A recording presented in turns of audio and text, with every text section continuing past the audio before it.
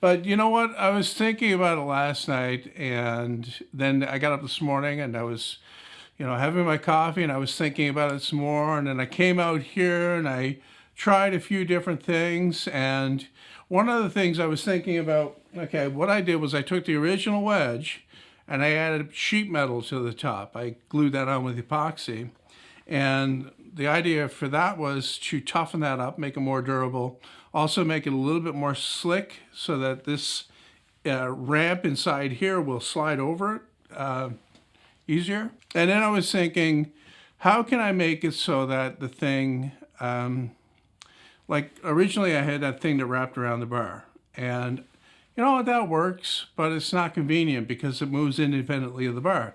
So how do I fix it to the bar? And then I thought maybe I should go back to my original idea, which was to have a stand up and have a screw that's not driven in all the way, and then the wedge is free to move. And you know what? That's a pretty good idea, but it has a drawback of being not very robust. And that's the biggest problem with a wedge that's this size. There's no way to fasten anything to it well, so that it lasts. I mean, you don't want to be remaking this part over and over again or remaking the attachment to it.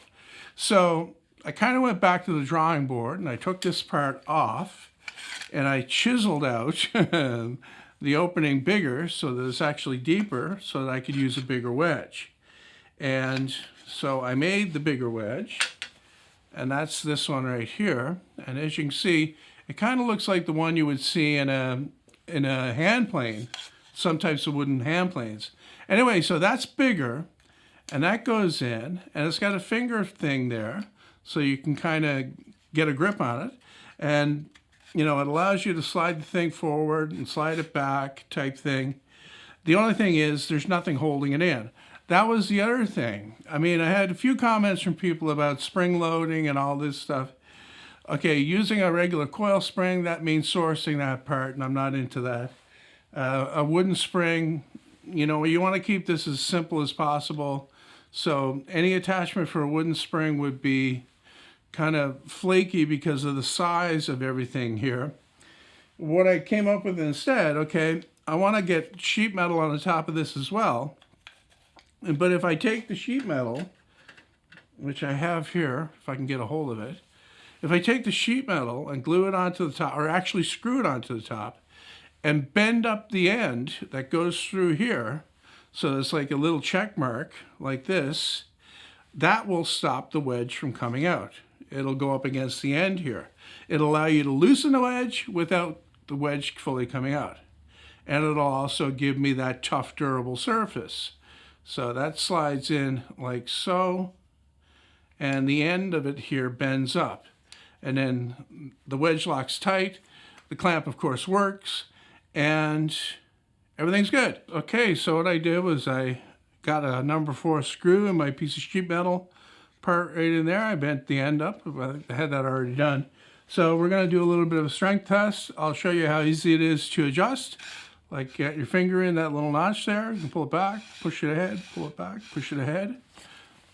Get it to the right length there for your piece of wood. Push it in, okay? Push in the wedge a little bit, and then start cranking. And it locks immediately. It locks without slipping. And that's solidly in there. Like I can probably break this bar with the amount of force that I can put on here. But of course you don't want to do that, because if you break the bar on this, that means that you've put too much clamp pressure on. All right, so I love it. I really like this. So you unscrew it, push it ahead like so, and readjust it to whatever you want. That's what I really like about it, how quickly you can adjust it. Here, look, roll of tape. You need to clamp your roll of tape, slide it over, push in the wedge, start cranking. Beautiful. I love it. I love it!